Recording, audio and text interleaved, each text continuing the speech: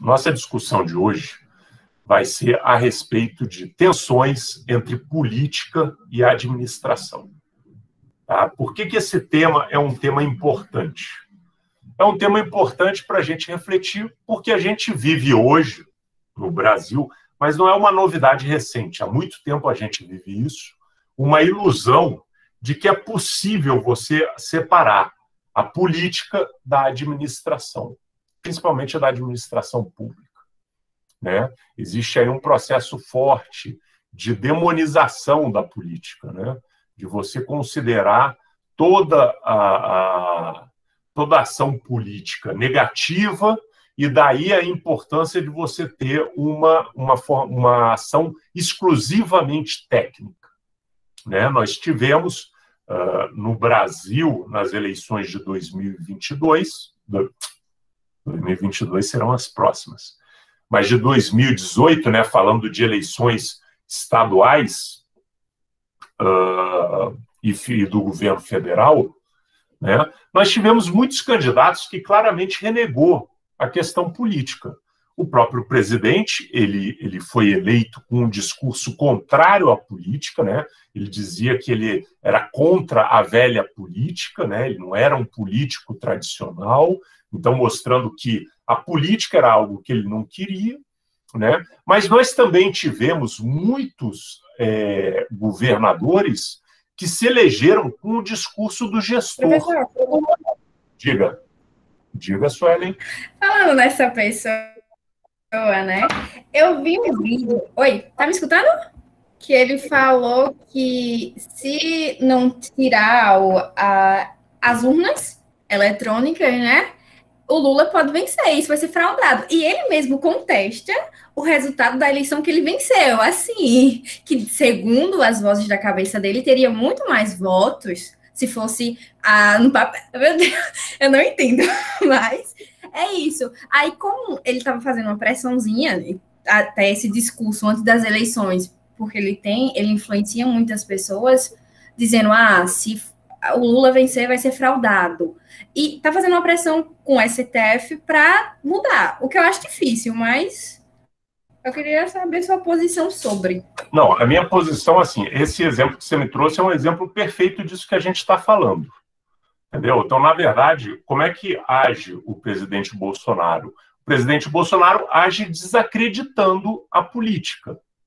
Então, assim, não, é uma coisa louca, porque não importa nem se ele ganhou ou se ele perdeu a eleição. Ele já diz que a eleição não vale.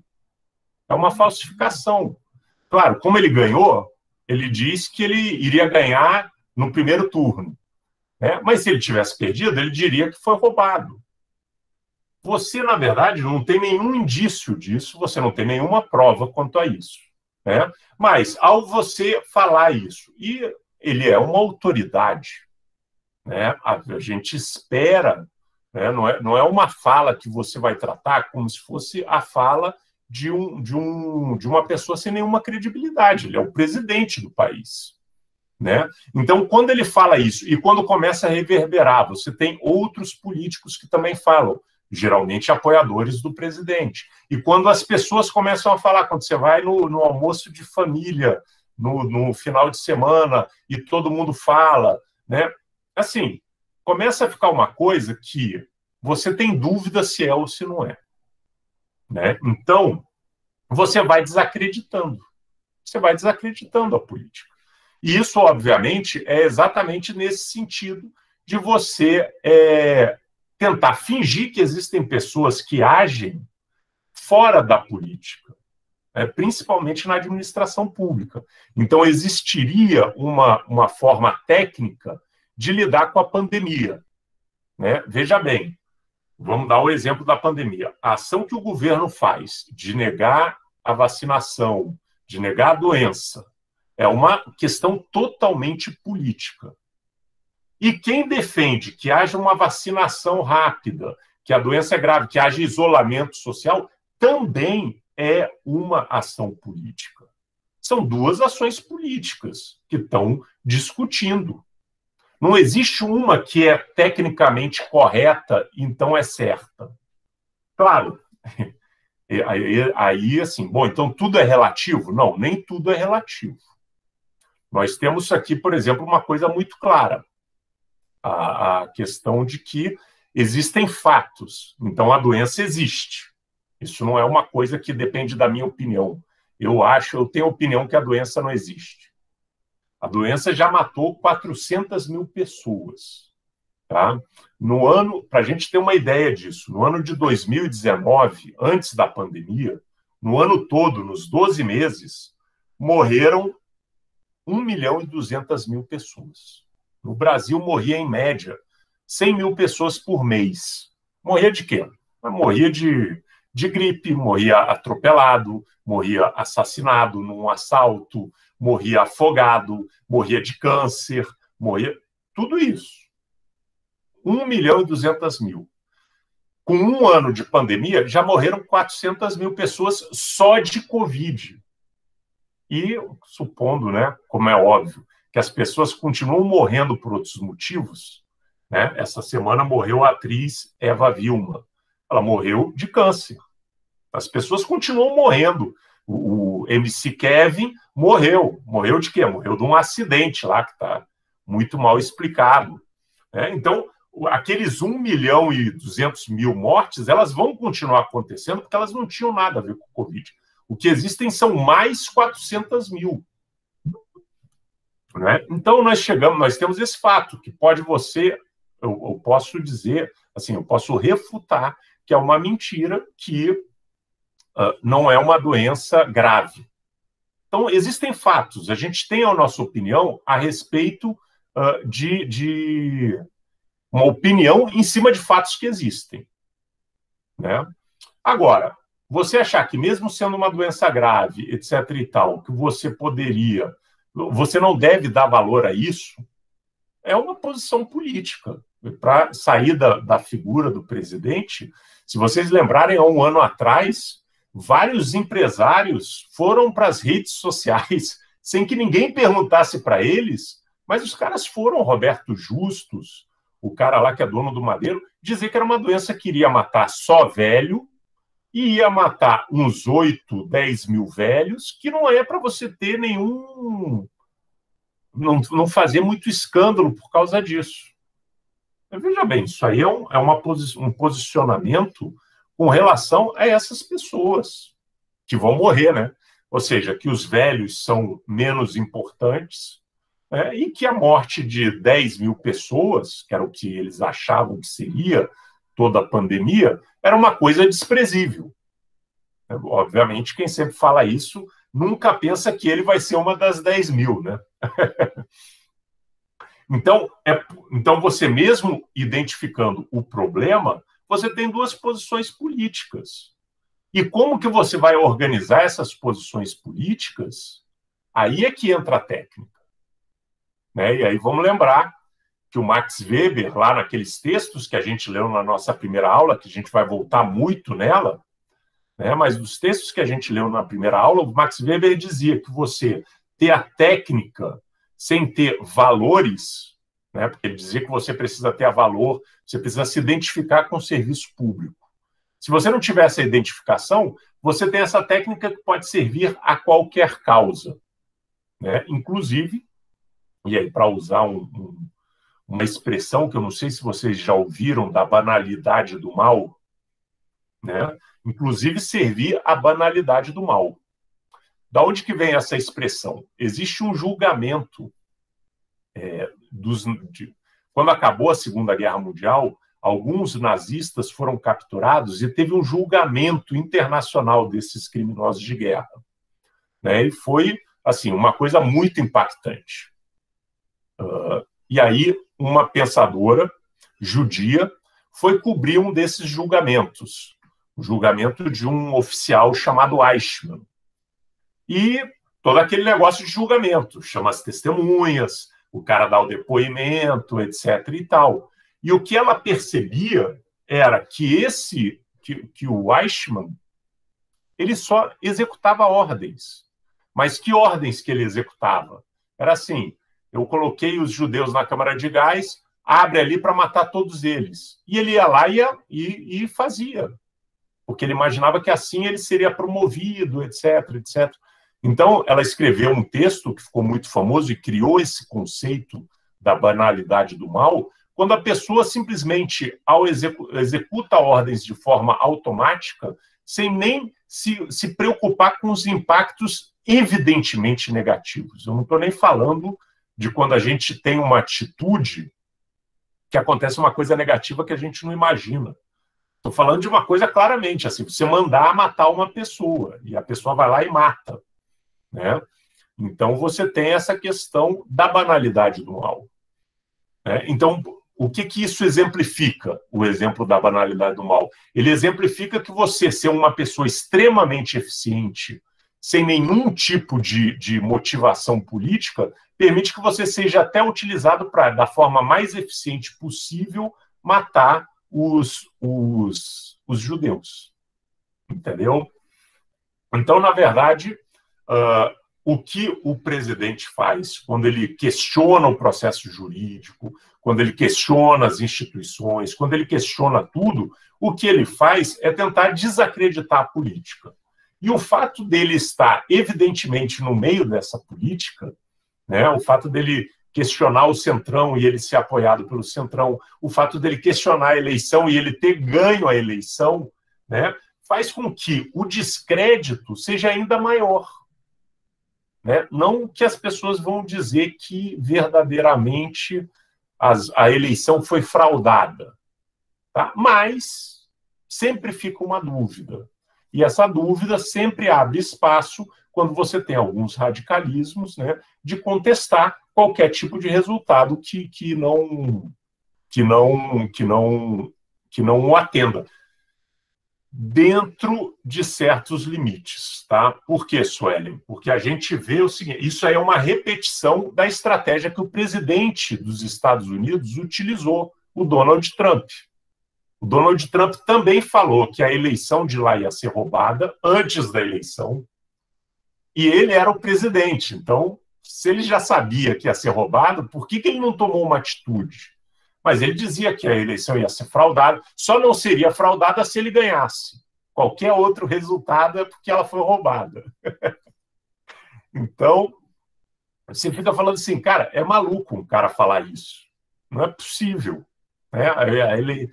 Aquele cara que tem o dono da bola, o jogo só vale se eu marcar gol. Mano, não é possível. Mas ele fala isso. E ele conseguiu um fato inédito, que foi mobilizar uma parcela da população para invadir o Congresso, né? E, não sei se vocês se lembram, né, a eleição acho que foi em novembro, e a posse do novo... E quando que eles dizem que o negócio está certo, era no começo de janeiro, e ele ficou de novembro até o final de dezembro dizendo que ele que tinha ganho, e que o resultado... que não dizia isso, é porque era roubado e que ele não ia entregar.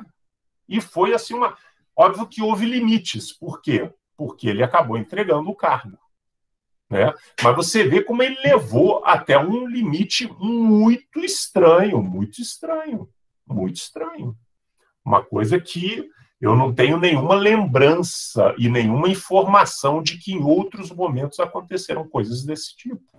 E pense numa eleição demorada. Eu acompanhava no Twitter, assim, uma semana, assim, aconteceu a eleição, a gente estava recontando, aí pedia recontagem. Não, reconta de novo. Se tivesse uma urna que nem um Brasil eletrônica, não demoraria tanto, não precisaria disso.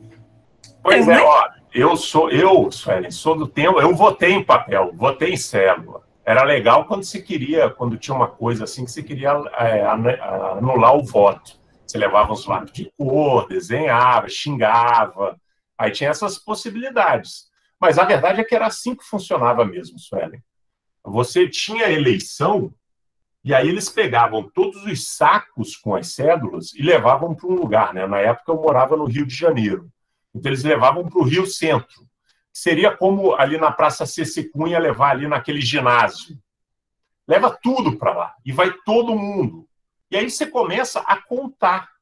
Coisa que não se faz hoje, mas nem em eleição de centro acadêmico. Começa a contar, um a um. E as pessoas escrevem. E as pessoas escrevem. Eu tenho certeza, apesar de que ninguém aqui, a gente não fez uma prova escrita, que todos vocês têm letras belíssimas. Mas tem gente que tem umas letras que são difíceis de entender. E tem muitos políticos que têm nomes parecidos. Né? Você tem o Bolsonaro, é o Jair Messias Bolsonaro. No Rio de Janeiro tem o vereador lá que foi preso porque matou aquela criança, o doutor Jairinho, ele também é Jair. Então você imagina se eu vou votar no Jairinho e eu escrevo Jair. É o nome dele, está correto. E aí, na hora, quem está contando o voto, está contando e pensa que é do Bolsonaro. Esses erros acontecem, são erros de boa fé, tá certo? Não estou dizendo que é um erro, eu estou falando que é um erro mesmo. A pessoa não consegue ler direito o nome. E você não pode ir lendo um por um para ver. Então, a apuração de cédula escrita é uma coisa terrível. É uma coisa terrível. Né? Você demora a eleição nesse nível dos Estados Unidos que a gente acompanhou. Os caras passam 2 meses contando os votos. Era assim que era no Brasil até um tempo atrás. Né? A segunda coisa que tem, que daí é pior ainda, na verdade, o que o Bolsonaro quer é um esquema onde você, na verdade, onde você tenha um recibo do seu voto. E o grande avanço que nós temos nas eleições após 1930 é exatamente o voto secreto. Tá? É aquela história. Você tem lá o coronel, ele manda as pessoas votarem, mas as pessoas, na verdade, ele não tem um controle de quem que elas votaram. Né? E a proposta do presidente é que você passe a ter um mecanismo de controle. Você imagina que o coronel diga que eu vou perseguir quem não me trouxer que votou no meu candidato. E isso não é só para presidente, isso aí você espalha para tudo, para os deputados, para os vereadores, para os prefeitos, para os governadores. É uma situação que a gente tinha antes de 1930 e que foi há muito superada. E aí é impressionante como você vê isso voltar. Né?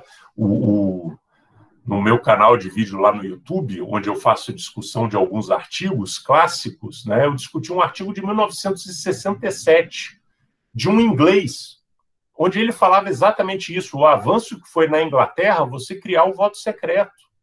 Então você tem uma urna que vai te dar o seu voto, isso é um retrocesso, pensando na Inglaterra, em termos de 150 anos. Né?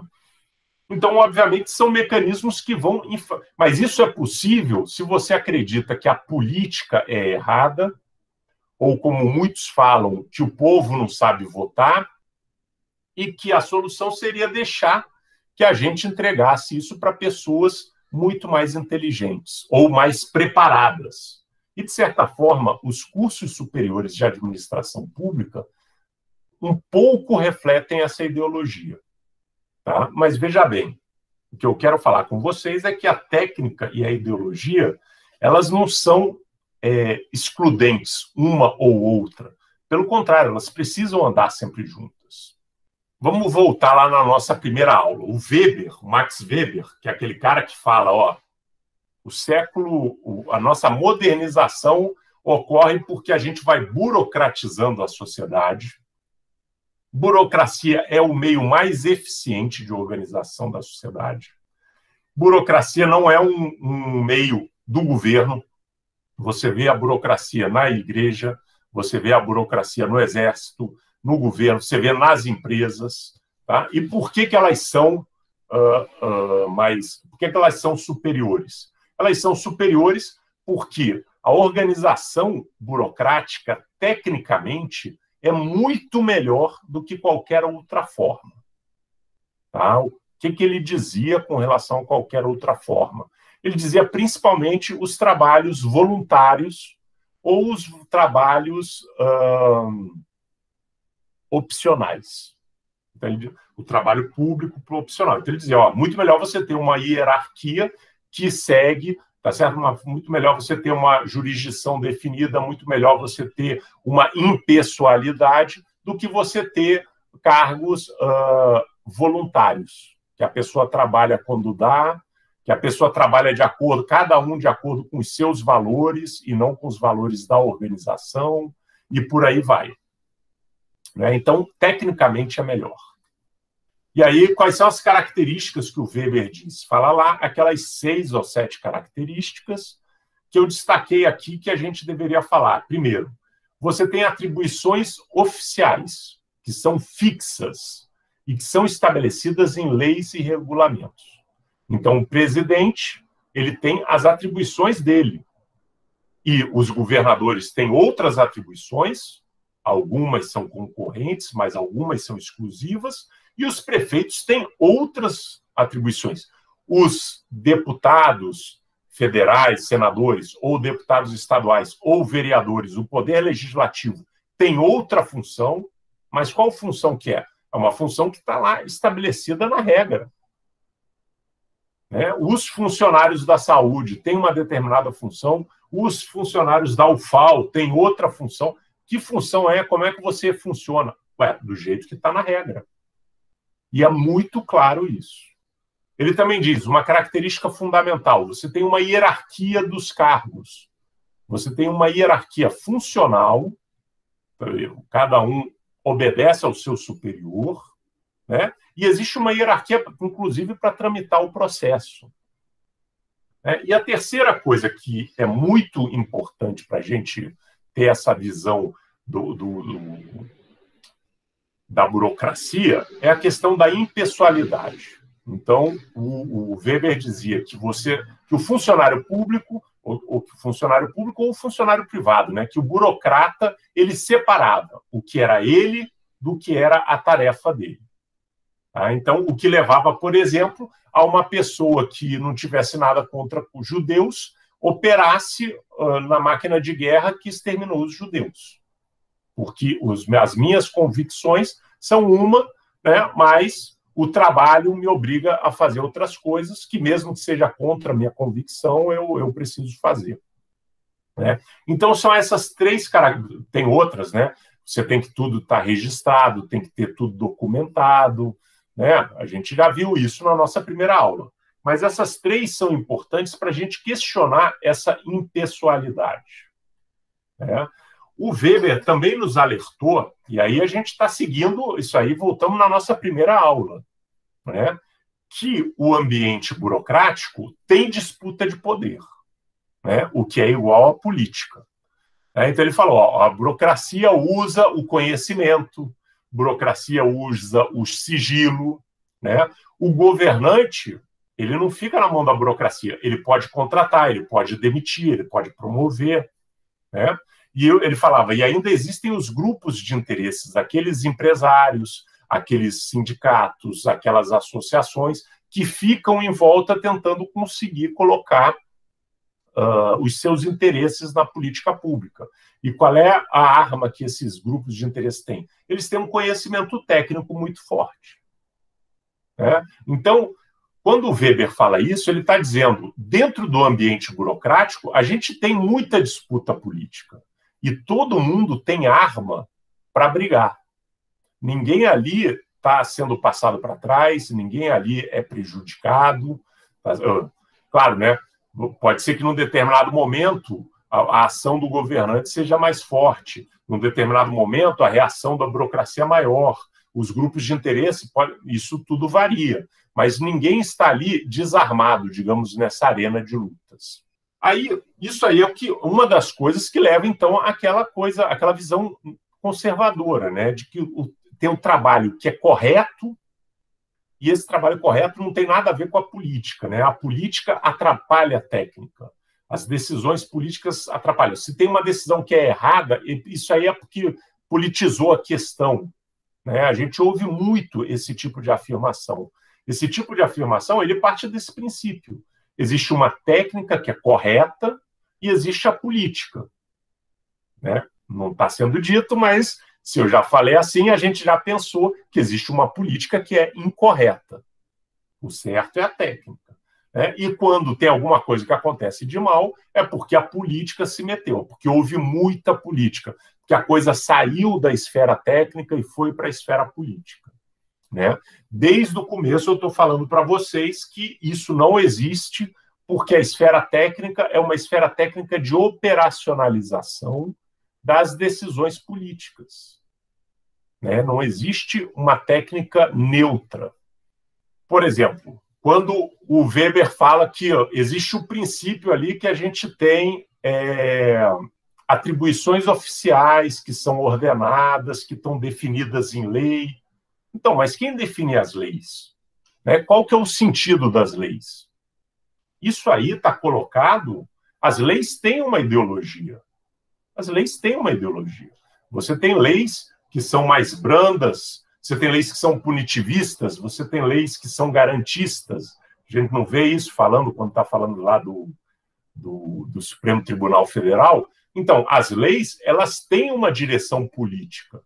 O que a gente discute nas leis? Por que você tem uma lei para isso e não tem para outra situação? Né? Em 1977, foi aprovada a Lei do Divórcio. Ou seja, até 1977, um casal que casava não podia se separar e casar de novo. Né? Assim, isso é uma influência na vida das pessoas, que é uma influência política. As pessoas não são livres para fazer o que elas querem porque a lei impede. Em 1988, acabou uma distinção. Antes de 1988, existia a figura do filho ilegítimo. A pessoa era casada, tinha um relacionamento extraconjugal, engravidava e tinha um filho fora do casamento. Esse filho, ele não tinha os mesmos direitos dos outros filhos, que eram os filhos do casamento. Era um filho ilegítimo. Né? Só que quando chegamos em 1988, vem a nova Constituição e, pela lei, ela muda essa situação. Então, hoje não existe mais filho ilegítimo. Todos os filhos são filhos iguais. Nossa, mas como é que foi discutir isso? Ué, isso aí foi uma decisão política, que teve impactos políticos na formação das famílias. Né? Então, vocês percebam que as leis, elas não são neutras. Da mesma forma, o Weber fala que uma coisa que é tão positiva na hierarquia é o fato que você, na burocracia, é que você tem a hierarquia de cargos, os diversos níveis de autoridade. Aí é mais fácil ainda da gente entender. Então, tem que obedecer ao meu chefe. Mas o meu chefe é isento? Né? Você olha lá, o cara do ministério, de qualquer ministério lá, ele obedece ao ministro. O ministro é um político que foi indicado. O ministro, por sua vez, obedece ao presidente, que é um ministro, que é um político que foi eleito. Então, você tem essa obrigatoriedade de seguir a hierarquia, vindo de cima para baixo, mas lá em cima é extremamente político. Então, como é que a gente está falando de técnica sem política? É uma técnica que é para executar essa política que é definida em cima. Mas não é uma técnica sem política. Né? Ele fala que a gente precisa ser impessoal. Os nossos valores, as nossas opiniões, elas não podem ser trazidas para o trabalho. Pô, isso aí é uma coisa impossível, evidentemente. Eu não deixo de ser quem eu sou porque eu comecei a dar aula. E quando eu desligar aqui a câmera, né, ou quando a gente está na aula presencial, quando eu saio da sala de aula, eu me transformo em outra pessoa. Isso não existe. Né? Claro que você tenta limitar isso. Né? Você não vai fazer da aula um ativismo político, você não vai fazer do seu trabalho só isso. Né? Mas todo trabalho você traz todos os seus valores juntos. Né? Então, eu fico pensando se quando o Weber fala da capacidade técnica superior da organização burocrática, ele não está falando, na verdade, na capacidade da organização burocrática colocar de pé uma política específica. Não que, tecnicamente, você defina corretamente uma política. Né? E aí tem um texto muito famoso dos anos 70, quando o Brasil vivia aquele período da tecnocracia, ou seja, se acreditava que os técnicos tinham as grandes soluções para os nossos problemas, né? Um economista chamado Edmar Baixa escreveu um texto chamado No Reino da Belíndia. E ele criou essa expressão também muito famosa, que é a Belíndia. Para um país onde tinha uma minoria de ricos que vivia que nem vivesse na Bélgica e uma maioria de pobres que viviam como se fossem pobres da Índia. E aí ele dizia como é que você era capaz de calcular aquela riqueza de 3 formas diferentes. De uma forma que considerasse o peso das pessoas, uma igualdade entre os cidadãos, uma forma onde colocasse o problema da pobreza no centro da agenda política e uma forma que considerasse a riqueza e não as pessoas. Tá? 3 formas diferentes. Ele mostrava como você, pegando os números, você fazia cálculos que davam indicadores diferentes. E como que cada um desses números tinha uma relação política. Né? Se você tem um cálculo que privilegia as pessoas, significa que você está considerando que todas as pessoas são iguais, todas elas têm a mesma importância. Se você tem um cálculo que privilegia a pobreza, significa que você está privilegiando a pobreza. Ou seja, eu estou entendendo que se você está privilegiando a pobreza é para ter uma ação e trabalhar em cima da pobreza. Né?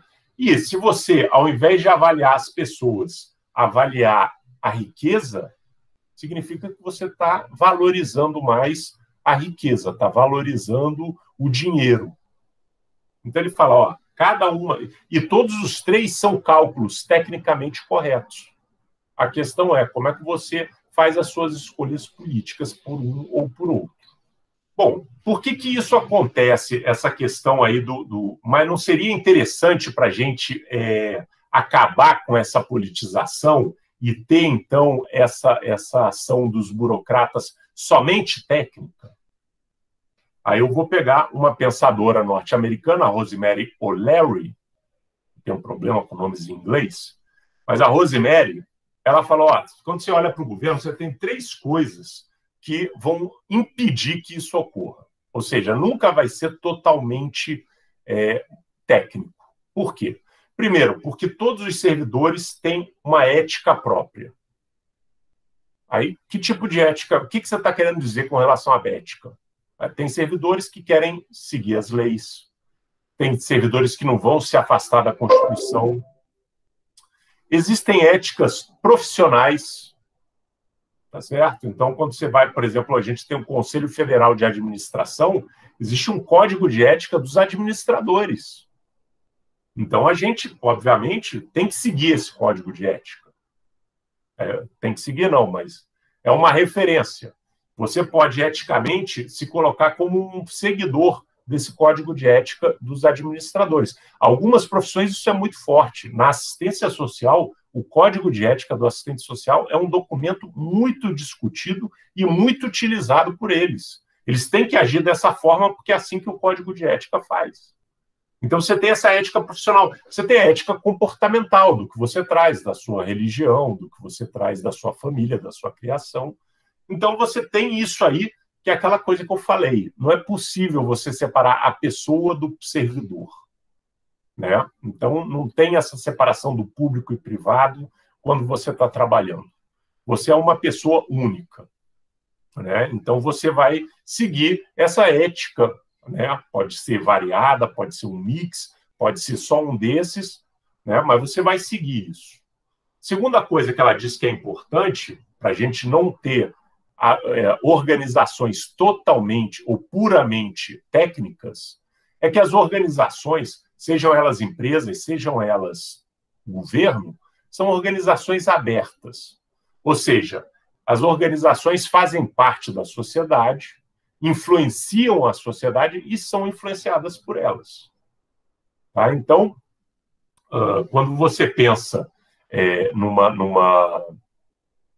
quando você pensa no governo, tá certo? Nossa, o governo está fora da sociedade. As pessoas que estão indo ali trabalhar, todas elas andam no ônibus junto com as pessoas da sociedade. ou vão de carro, ou saem, ou estão com a família, entendeu? Então, quando a sociedade vai num caminho, é muito difícil você pensar que os trabalhadores que compõem essas organizações estão em caminhos totalmente diferentes. Então, pensando, se nós temos, vou dar um exemplo, se nós temos uma sociedade que é ineficiente, tá certo? As empresas vão ser também ineficientes, os governos vão ser ineficientes, porque a sociedade como um todo é ineficiente. Se nós temos uma sociedade violenta, as empresas são violentas, o governo é violento. Porque não vai ser possível todo mundo, toda a sociedade agir de um jeito e você tem ali uma empresa, um governo, um alecrim dourado que ele é diferente de tudo. E tudo que acontece em volta não influencia ele. Isso não existe. Né? Então, as organizações são abertas, elas estão trocando com outras organizações, elas estão trocando com a sociedade. As pessoas que estão trabalhando nessas organizações também estão nesse contato. Então, evidentemente, eles não conseguem fazer uma coisa puramente como se fosse uma ilha. Né? E, por fim, a Rosemary O'Leary diz que existe uma política da burocracia. Ela junta, primeiro, aquilo que o Weber já nos falou, é uma burocracia que tem conhecimento sobre o assunto que eles trabalham, que é muito grande, porque eles trabalham naquele assunto especializado há muito tempo, e você tem um conjunto de trabalhadores que tem uma vontade de fazer a política acontecer. Né? Quando você fala, por exemplo, nos burocratas de nível de rua, isso acontece muito. Né? Você tem ali, hoje em dia, você tem o SUS sendo tocado muito pelos trabalhadores do SUS, pelos médicos, pelos enfermeiros, pelos agentes comunitários de saúde.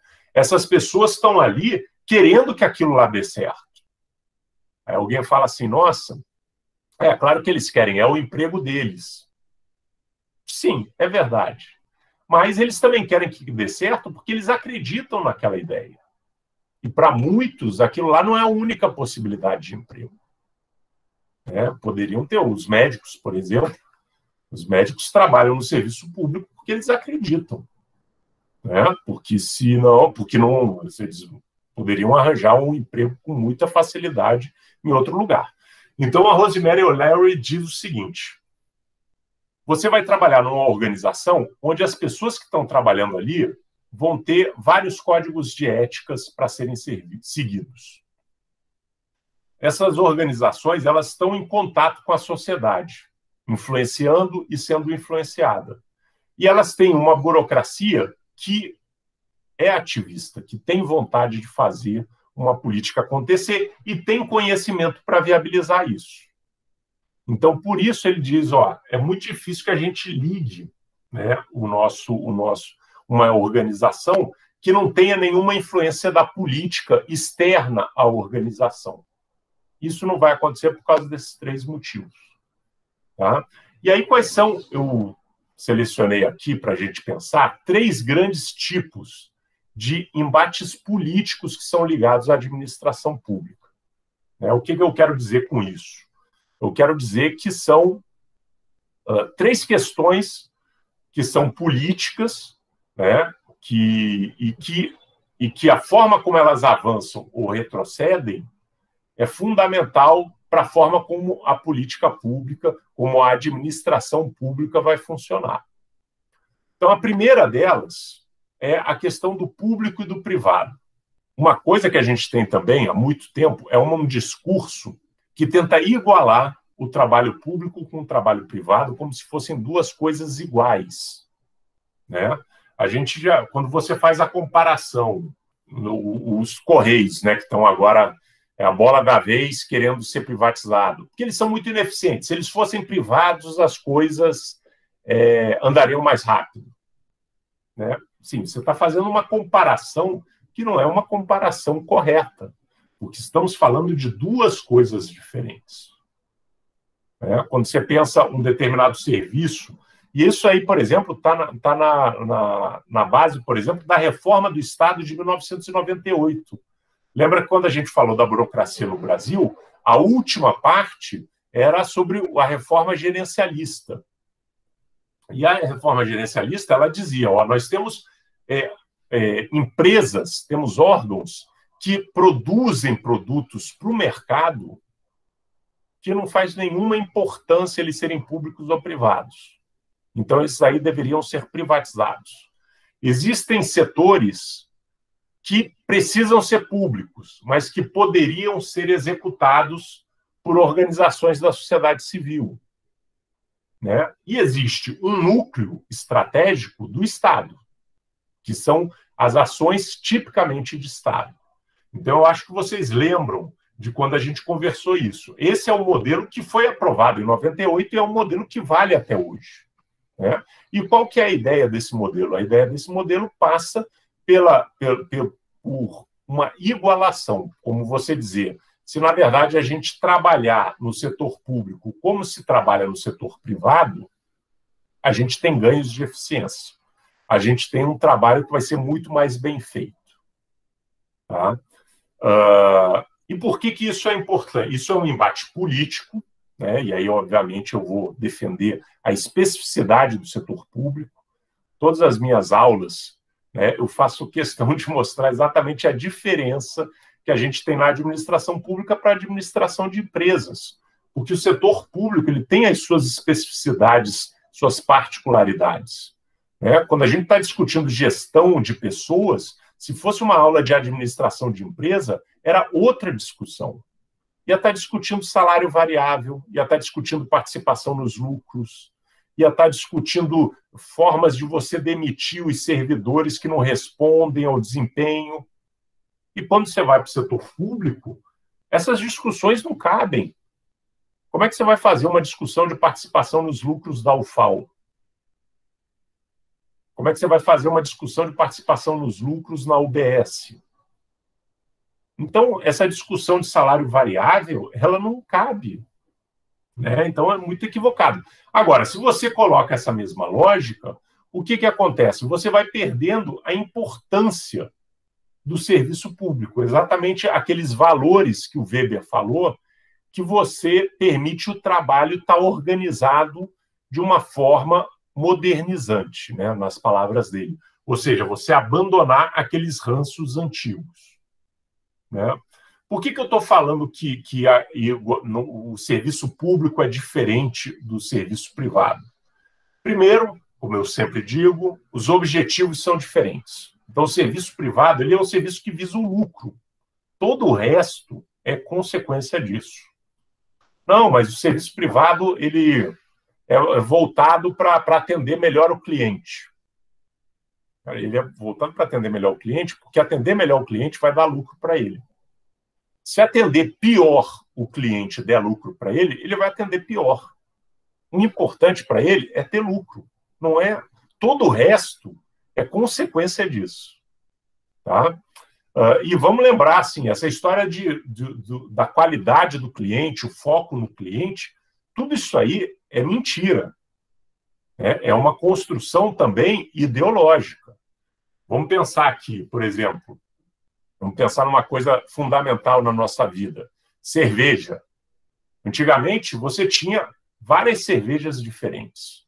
Antártica, Skol, Brahma, elas ainda existem, mas elas eram diferentes, né? E o que acontece? Você vai fundindo uma empresa na outra, vai se tornando uma empresa maior, se tornou uma empresa multinacional, e todas as cervejas agora são iguais, com o rebaixamento da qualidade delas. Isso não foi foco no cliente. Tanto que aparece um mercado novo, que é o mercado de cerveja artesanal, que é um mercado que vende cerveja a um preço 3, 4 vezes mais caro que uma cerveja comum. Então, cadê o foco no cliente aí, exatamente? Toda essa história nos últimos 20 anos do mercado de cerveja é só para prejudicar a pessoa, o consumidor, né? As diferenças que você podia escolher acabaram, são todas iguais, e aí onde você tem diferença é num mercado diferente, que é de cerveja artesanal, que custa 3, 4 vezes. Não, mas cerveja, que é isso? Um assunto É um exemplo. Mas você pega, por exemplo, a venda de televisão. Você vai lá ver lá, televisão 4K, televisão QLED, televisão com pixel branco. Então, mas o vídeo que vai ser exibido nessa televisão, ele é 4K? Ele é QLED? Então, você compra uma televisão mais cara, porque tem uma super tecnologia incorporada, só que quando você vai ver, a qualidade de imagem é a mesma, porque não basta você ter a televisão, você precisaria ter as emissoras de televisão, você precisaria ter o Netflix, você precisaria ter tudo isso com essa tecnologia, coisa que nós não temos. Então, quando eles vendem mais caro uma televisão com essas características, eles não estão pensando no cliente. Né? Ou seja, vocês vão pensar uma coisa bastante parecida, a coisa dos remédios, né? Que hoje a gente vai falar cloroquina e ivermectina contra a Covid. Né? Mas mesmo assim, a vitamina ou remédio que não faz muito mal à saúde, tipo aspirina, colírio, isso aí sempre é vendido, inclusive para coisas que não faz sentido. E os farmacêuticos e as empresas sabem, sim, que a pessoa seja iludida que a cloroquina previne a Covid, né? A pessoa está tendo muita informação, ela não sabe no que acreditar. Agora, a empresa que fabrica a cloroquina, ela sabe que não funciona. Ela sabe que não funciona. E por que ela vende? E por que ela não fala nada, deixa os outros vender? Porque ela não está com foco no cliente. Né? Você pensa uma coisa, tem um filme de 99, um filme antigão, 22 anos, chama O Informante, né? Que é uma história real do executivo da indústria de cigarro que denunciou que, primeiro, os fabricantes de cigarros sabiam que cigarro dava câncer, e mais do que sabiam, e que eles diziam que não sabiam, que qualquer coisa pode dar câncer. Né? Mas esse executivo falou, não, eles sabem que dá câncer. Né? E a segunda coisa, eles adicionam no cigarro produtos químicos para aumentar o vício. Aí você pergunta, cadê o foco no cliente? Responsabilidade social, blá, blá, blá, blá, blá, blá. É só busca por lucro. A coisa de viciar, um filme mais novo, não sei se vocês viram aquele O Dilema das Redes, que estava na Netflix, falando sobre como que o Facebook, Instagram, usam para manipular os nossos dados. Inclusive estratégias para a gente ficar viciado, ter que toda hora ficar vendo. Isso é pensar no cliente? Claro que não é. Então, primeiro equívoco é isso. Se a gente compara, né, você tem uma empresa que tem um objetivo de um lucro. E o governo, a ação do governo não pode ser o lucro. Senão não tem sentido você ter. Você tem que ter uma ação pública. Né? Então, você precisa, por exemplo, ter uma política de saúde que não vise o lucro, mas que vise a saúde da população, o bem-estar. Né? Agora, a empresa que fabrica cloroquina, ela precisa do lucro. E se para isso as pessoas vão se iludir que funciona, isso não é problema dela. Ela nunca falou que funcionava. Ela também nunca negou. Né? Então, está indo. Uma outra diferença muito grande, aí com um aspecto de microeconomia, né? De receita, de como é que funciona. Né? O serviço privado, quanto mais ele cresce, mais receita ele tem. Né? Se eu tenho uma farmácia, eu vou ter lá uma receita, vou ter um lucro. Se eu cresci e montei 2 farmácias, eu vou ter meu lucro dobrado, minha receita dobrada. E com o governo não é assim que funciona. Com o governo não é assim que funciona. Né? Tanto que a gente viu agora os hospitais de campanha. O governo abre o hospital de campanha, é um gasto que ele tem, e ele não recebeu um tostão a mais por isso. Como a grande maioria dos infectados são pessoas sem condições de bancar um investimento como esse, quantos hospitais de campanha foram feitos pelo setor privado? Nenhum. No máximo, se o cara tinha lá algum espaço vazio, ele abriu mais leitos. Mas você não tem um hospital que, por causa de uma situação de emergência, foi aberta pelo setor privado. O Pedro está falando aqui que no Facebook e no Instagram somos um produto. Quando algo é de graça, na verdade, você é um produto, que é o acesso. Exatamente. Então, como é que a gente pode falar que o setor privado, o Facebook, Instagram, está preocupado com o cliente, se, na verdade, o cliente está preocupado com o cliente, só que o cliente não somos nós, né? É isso que o Pedro está dizendo.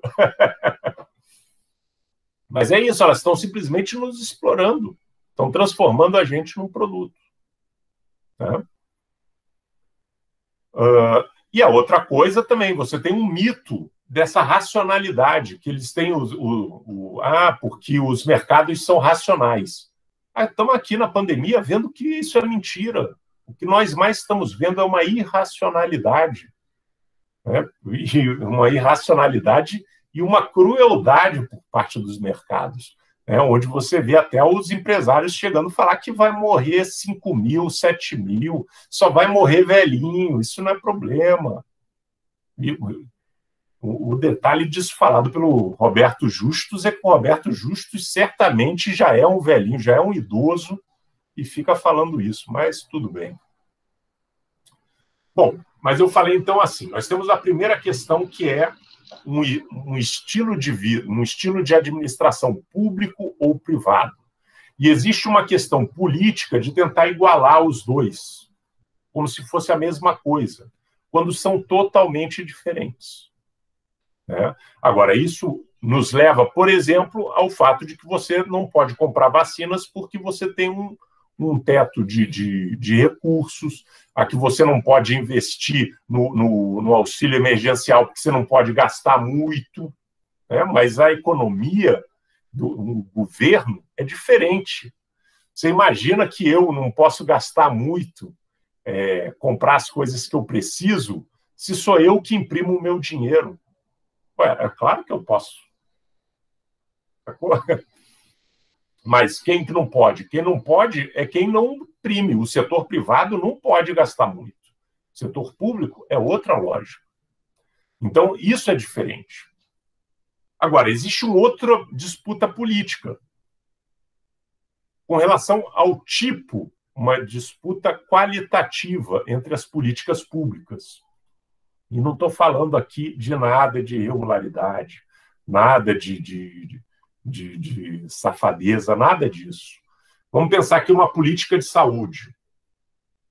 Você tem pessoas que acreditam que você tem que ter uma política de saúde curativa. Quando a pessoa está doente, ela vai receber o remédio, ela vai ser internada e vai ser curada.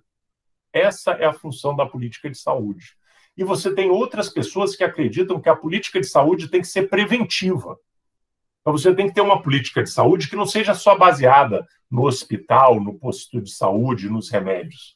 Que seja baseada em trabalhar a alimentação das pessoas, trabalhar exercício físico, trabalhar bons hábitos do tipo não fumar, não beber, não fazer as coisas erradas. Né? Então, você prevenir antes que as pessoas fiquem doentes. Tá certo? Assim, então, são dois tipos de política de saúde que são diferentes. Não são necessariamente excludentes, não precisa ser um ou outro, né?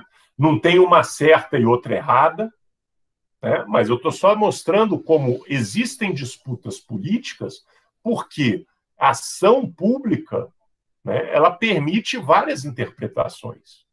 Quando você pensa, por exemplo, na educação, você vai fazer um ensino generalista, um ensino médio generalista, onde os alunos aprendam matemática, aprendam português, aprendam artes, aprendam filosofia, aprendam história, biologia, ou você vai fazer um ensino profissionalizante. De novo, não precisa ser um ou outro, tá certo? Não tem um que é mais certo que o outro. Né? Dependendo das condições, uma situação pode ser necessária, dependendo de outras condições, outra situação é necessária. e você tem uma discussão política a respeito de qual seria o melhor caso para a política pública de educação. Quando você pensa a assistência social, é um direito para todo mundo ou somente para quem não pode trabalhar? Quem é que não pode trabalhar? Quem não pode trabalhar? As pessoas com deficiência, os idosos, as crianças, se for uma mulher com vários filhos pequenos, né? Aí não pode trabalhar. Então, vamos fazer uma política voltada para essa pessoa, para esses grupos. Ou vamos fazer uma política de assistência social que para todo mundo é direito. Então, novamente, uma não exclui a outra, podemos ter as duas, podemos ter só uma, podemos ter só outra. São duas propostas diferentes, que refletem visão de mundo diferente, mas não existe uma que é errada, a outra correta. Né? E elas são disputadas diariamente na política de assistência social. Né? Então, nós temos uma disputa entre privado e público, nós temos uma disputa política entre o tipo de política que vai ser executada, e nós temos, em casos muito radicais, e hoje a gente passa por um desses casos radicais, em que a política é a destruição das políticas. A destruição. Né? Então, você quer simplesmente acabar com as políticas. E aí você tem também, obviamente, aquele embate em quem quer acabar com as políticas, ou seja, não estou falando que quer mudar, que quer melhorar, que quer alterar para uma outra prioridade. Ela quer simplesmente acabar. E aquelas pessoas que querem manter essa política. Então você tem outro embate político. Como é que você resiste a isso? Você tem aí uma primeira coisa bastante ampla, né? Como é que a burocracia resiste... Como é que a burocracia resiste a essas situações? Tanto a discussão do público-privado, quanto a discussão do tipo de política a ser adotado, quanto a discussão com relação ao fim da política. Existem estratégias da burocracia para fazer frente a isso. Então, a burocracia ela também é politicamente ativa, inclusive em defesa das políticas públicas que ela acredita.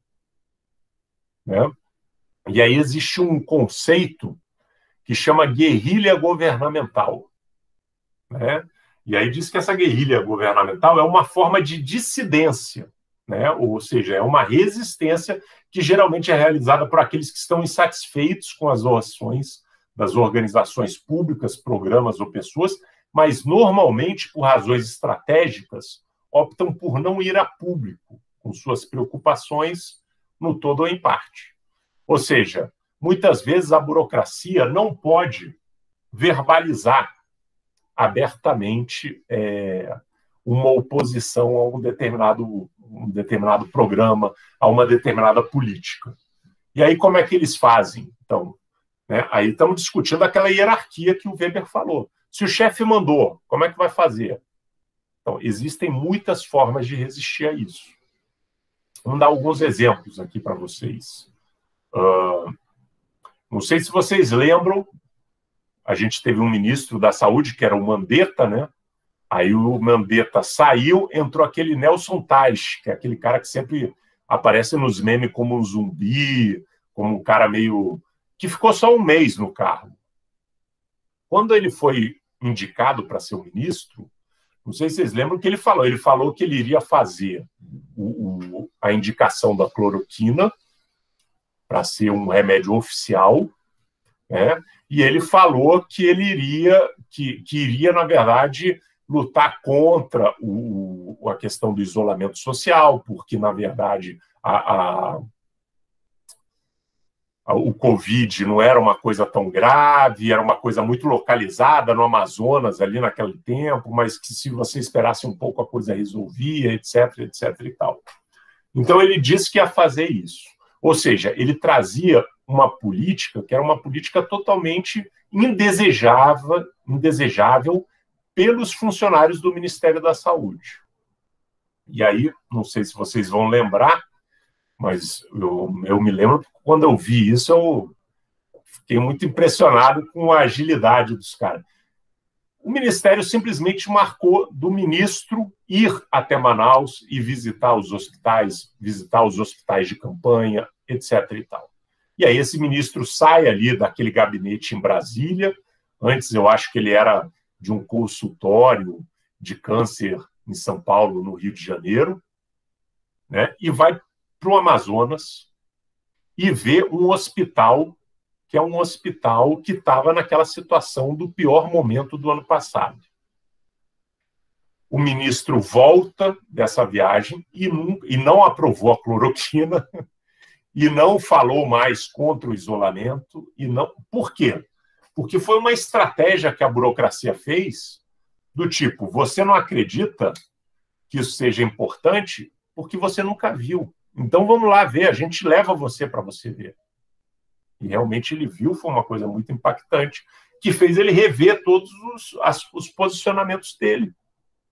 Tanto que, se vocês pensarem, ele fica um mês, ele sai, assume o que até pouco tempo era o ministro, o general Pazuello, que não é médico, que não que se organizou todos os seus assessores com pessoas que não são médicas, são todos militares, e que não foi conhecer nenhum hospital em situação grave. Porque, então, o cara simplesmente fugiu dessa estratégia. Com isso, ele consegue ter uma política de um jeito, porque o que se fala é uma coisa muito distante.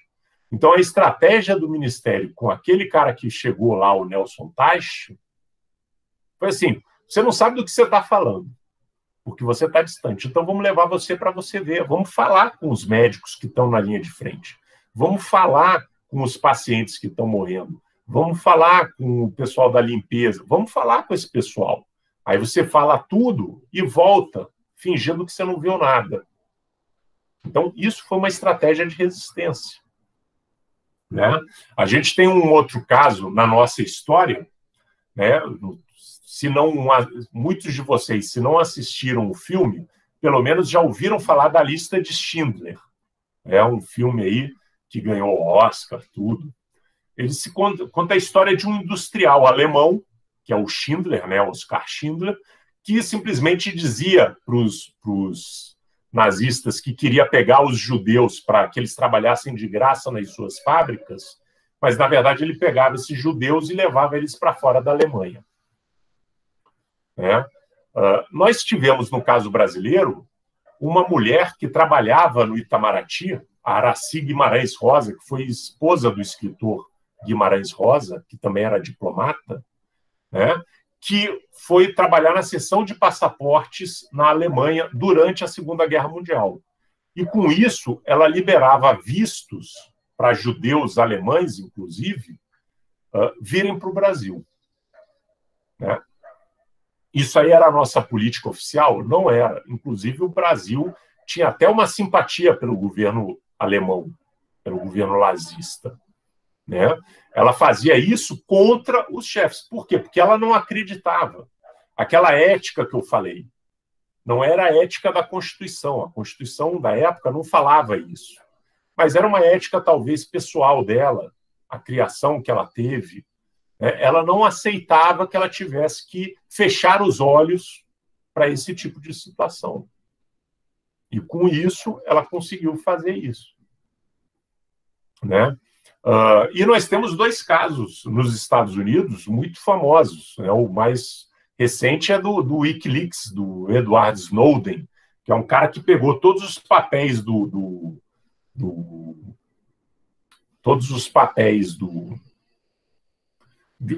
serviço secreto da CIA e divulgou na internet. Né? Foi um super escândalo. Ele é um exilado até hoje, está na Rússia, que é o único país que aceitou ficar com ele. Né?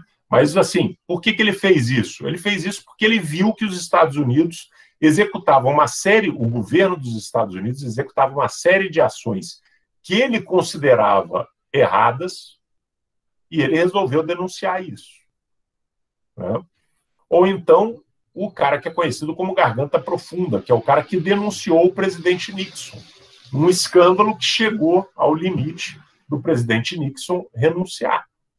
Então, vocês percebam que é muito comum que os burocratas tentem resistir a mudanças, né, a destruição nas políticas públicas que eles trabalham.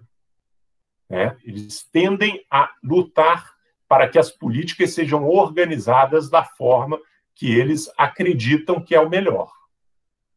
Né? E como é que eles fazem isso? Eles fazem, por exemplo, e lembrando que aqui nós estamos trabalhando com a guerrilha, ou seja, são coisas que não aparecem. Né? Porque, obviamente, não pode o cara ir na televisão falar que ele é contrário a uma ordem do presidente, porque ele provavelmente será demitido. Né?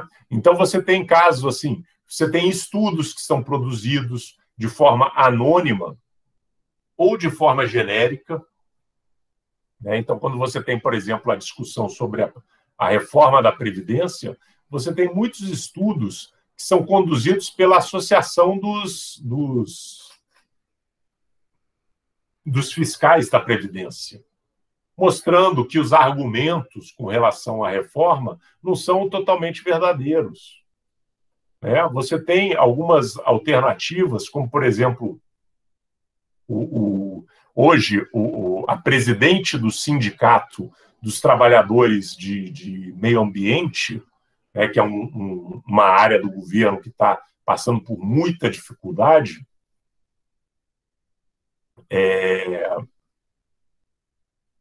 Suelen, o que você escreveu aqui depois que saiu do relacionamento abusivo, melhorou? O que é isso?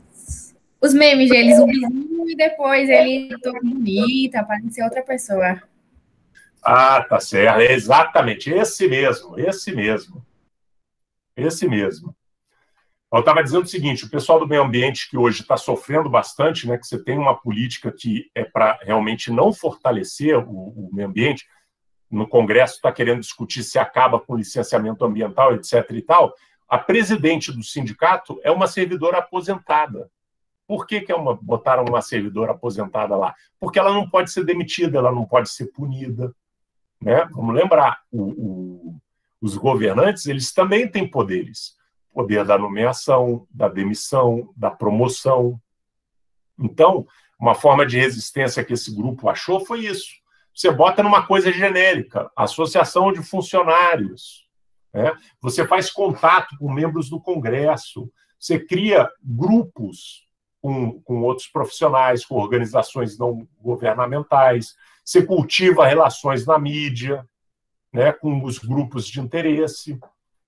Eu lembro uma vez que, quando eu trabalhava na Prefeitura de Osasco, na Secretaria de Planejamento, a gente queria fazer um planejamento do Plano Decenal da Educação. A Secretaria de Planejamento, né? E a Secretaria de Educação negou. E aí eles foram lá e fizeram que, na verdade, eles copiaram o Plano Nacional. Eles simplesmente copiaram o Plano Nacional e botaram lá o carimbo de Osasco e disseram que o Plano Municipal ia ser aquele. Aí, uma vereadora entrou em contato com a gente para que a gente fizesse uma avaliação. E a gente fez essa avaliação. Óbvio que isso tudo foi razoavelmente escondido. Não foi segredo, mas não foi também divulgado. Né? Então, por exemplo, eles diziam que o Plano Nacional prevê uma política específica para a educação de quilombolas. E eles disseram que, então, em Osasco, a gente ia fazer um plano específico para a educação de quilombolas. Aí eu fui lá analisar, em Osasco não existia nenhum quilombola. Mas você falava, mano, para que você tem um plano que diz que vai ter...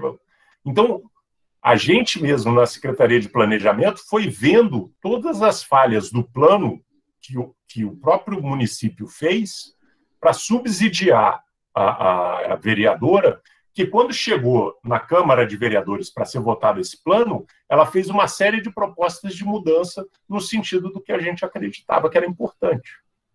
Então, é um exemplo de uma guerrilha governamental.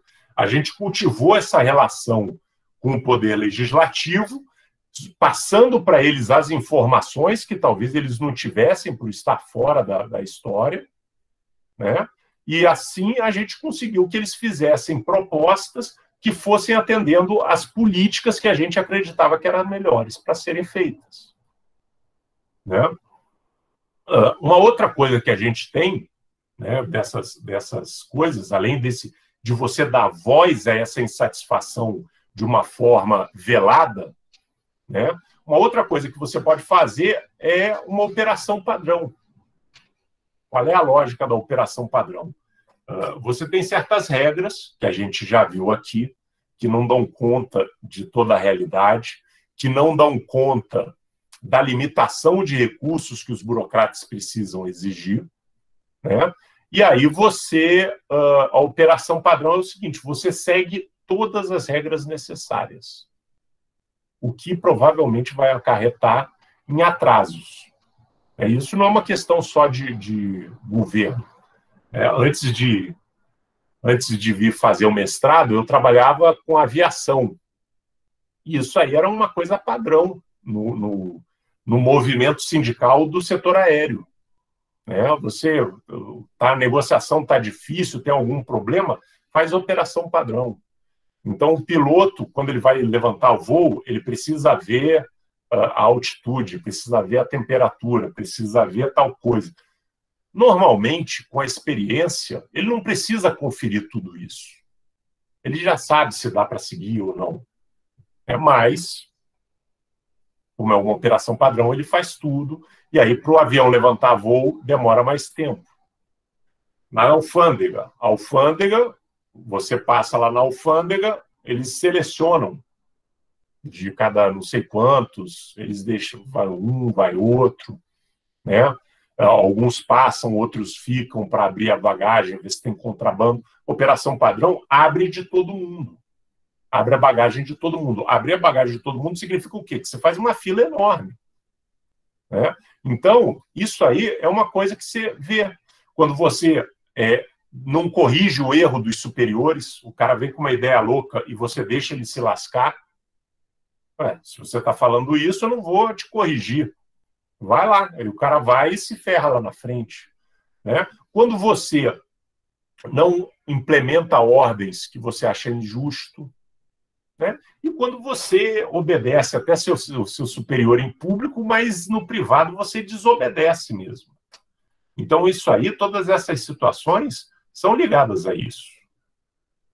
E uma última situação, uma situação mais extrema, é quando a pessoa não aguenta mesmo e sai. Quando ela sai do cargo, quem tem um cargo de comando, um cargo de confiança, sai do cargo, ou sai da área, pede transferência para outra área, ou, em casos limites, até se demite. Simplesmente não é possível continuar dessa forma. Então, são várias formas de resistência que a gente consegue observar no dia a dia dessa burocracia. E aí não estou falando só da burocracia de nível de rua, estou falando da burocracia de todos os níveis. A história lá do Taish, lá do relacionamento abusivo, aquilo ali não foi organizado pelo pessoal do postinho, aquilo lá foi organizado pelos diretores, pelos superintendentes do ministério. A gente precisa pegar esse cara e mostrar para ele como é que é a realidade. Agora, quando aquela moça, lá na Alemanha nazista, providenciava os vistos para os judeus conseguirem fugir para o Brasil e não serem mortos, ela estava fazendo isso na ponta. Era uma burocrata de nível de rua. Então, você percebe como existem vários momentos. A gente viu uma movimentação muito forte na coisa do Fundeb. A gente teve uma votação que parecia que não ia, queriam tirar dinheiro do Fundeb. Os profissionais da educação se mobilizaram, conseguiram mobilizar a sociedade, conseguiram... Aí existem várias ONGs, todas pela educação, amigos da escola, todo mundo se mobiliza. E assim você conseguiu reverter uma coisa que parecia que não seria possível. Então, são várias estratégias utilizadas pelos servidores públicos para interferir na política. Isso tudo para mostrar que a questão da administração ela é muito tensionada por essa relação com a política. Mas não existe forma de você separar um de outro. Né? Eu não estou por dentro aí da realidade de Arapiraca, do novo prefeito. Mas quando você vê as atitudes administrativas que ele toma, quer você ache que elas são corretas, quer que elas ache que elas são erradas, elas têm uma motivação política, mas elas são operadas em termos técnicos. E é assim que funciona para todo lado. Então, nós não temos uma opção que é somente técnica e nem uma opção que é somente política. Quando o governo federal, por exemplo, não vota o orçamento e consegue aprovar o orçamento só agora, em abril, é evidente que eles sabiam que isso vai forçar uma economia muito grande, porque você não pode gastar dinheiro com nada se você não tem um orçamento aprovado. Então, eles sabiam. Então, tecnicamente, não foi um acidente, não foi uma coisa que ninguém viu. Foi uma coisa que foi trabalhada nesse sentido. Então, vocês percebem como isso é fundamental. E aí o que eu gostaria de que a gente levasse dessa aula, principalmente, é essa ideia de que, assim, nós não devemos demonizar a política. A política faz parte da administração pública, não tem como você separar isso por todos aqueles motivos que eu falei, aqueles 3 motivos, porque os servidores, todos eles têm códigos de ética próprios, que podem ser gerais, podem ser da profissão, pode ser familiar, porque as organizações são abertas e porque você tem um grupo de burocratas que verdadeiramente quer fazer com que essa política saia do papel, e eles têm conhecimento para organizar isso, eles têm conhecimento para justificar, eles têm conhecimento para um monte de coisa. Então, nós não temos como evitar isso. Então, nós precisamos o quê? Nós precisamos, enquanto gestores de recursos humanos, incorporar que esse dado existe. E que nós, como gestores de recursos humanos, ou como pessoas que entendem de recursos humanos, precisamos lidar com isso. Existem pessoas dentro da organização que não concordam com os rumos da política. Isso sempre existe. Nunca vai ter... Em qualquer sala de aula vai ter gente que não concorda com o jeito como está indo a aula. E tem gente que concorda. Isso sempre acontece. A gente precisa entender como é que a gente discute para organizar isso de tal forma a evitar, enquanto gestor de recursos humanos, essas guerrilhas. Mas também não tratar isso por outra via, por exemplo, de uma repressão absurda. Seria igualmente problemático. Porque daí você sai de um questionamento que pode ocorrer e você passa para essa guerrilha que eu falei. As pessoas não aparecem, mas tem como organizar para que outras pessoas falem em nome da agenda que eu quero defender. Tá bom, meus caros? A mensagem de hoje era essa. Dúvidas? Quem tem dúvida? Alguma questão, algum comentário? Vocês, como é que vocês se posicionam com relação à questão política versus gestão? Os gestores são melhores do que os políticos? O que vocês acham? Falem aí. Professor. Diga aí, Amar. Boa noite, pessoal, também, né? Eu tenho só um complemento para fazer com relação a tudo isso que o senhor falou aí. Em 2003, mais ou menos, eu fiz parte, como estagiário, lá na Prefeitura de Itraipu, de um programa de Jovem Aprendiz, e a gente tinha como função fazer uma espécie de cadastro para o SUS, onde todos os cidadãos da cidade de Itraipu iriam receber um cartão magnético do SUS, né? Onde esse cartão magnético ele seria utilizado para todos os tipos de consultas, exames, etc. Era como se fosse um cartão de crédito, um cartão de débito, que você fosse sacar dinheiro, etc.